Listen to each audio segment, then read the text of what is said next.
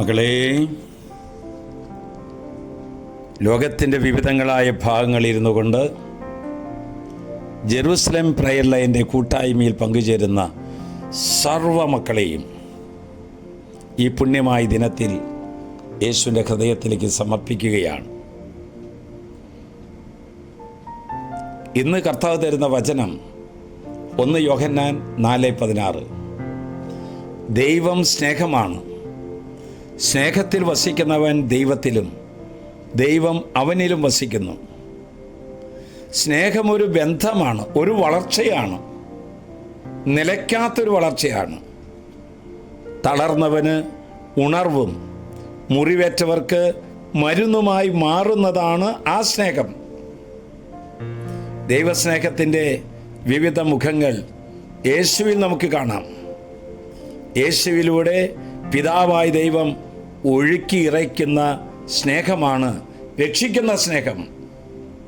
വ്യവസ്ഥകളില്ലാത്ത സ്നേഹം, വ്യക്തിപരമായ സ്നേഹം, ക്ഷമിക്കുന്ന സ്നേഹം, പാപികളെ തേടി വരുന്ന സ്നേഹം.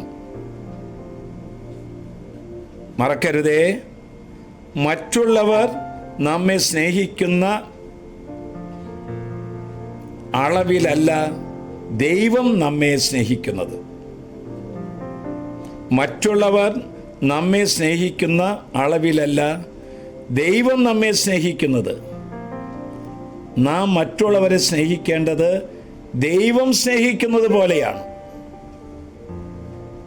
ഓർക്കണേ, ദൈവത്തിൻ്റെ സ്നേഹം ചിറപ്പൊട്ടി ഒഴുകുന്ന വലിയ ആഴ്ചയിലേക്ക് നമ്മൾ പ്രവേശിച്ചിരിക്കുകയാണ്.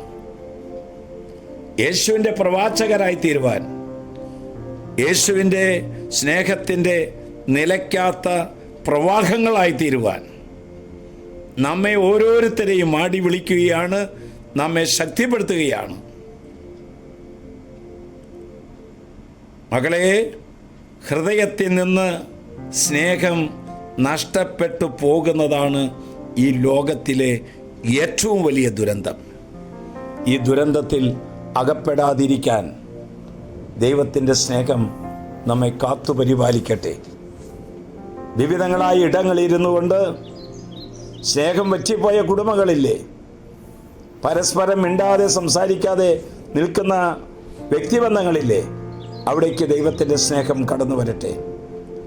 ലോകത്തിൽ ക്രിസ്തു സ്നേഹിച്ചതുപോലെ സ്നേഹിക്കാൻ, ക്രിസ്തു ക്ഷമിച്ചതുപോലെ ക്ഷമിക്കാൻ ഈ വലിയ ആഴ്ചയിൽ നമ്മെ ഓരോരുത്തരെയും യേശു തന്നെ സഹായിക്കട്ടെ.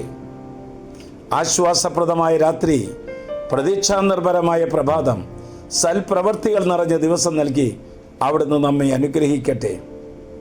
ഈ പുണ്യദിനത്തിൽ ദൈവത്തിൻ്റെ സ്നേഹം കൊണ്ട് നമ്മൾ നിറയട്ടെ. ഇതാ യേശു സ്നേഹം വാരി വിതറി നമ്മുടെ ഹൃദയത്തിൽ നിറയ്ക്കാൻ കാത്തു നിൽക്കുന്നു.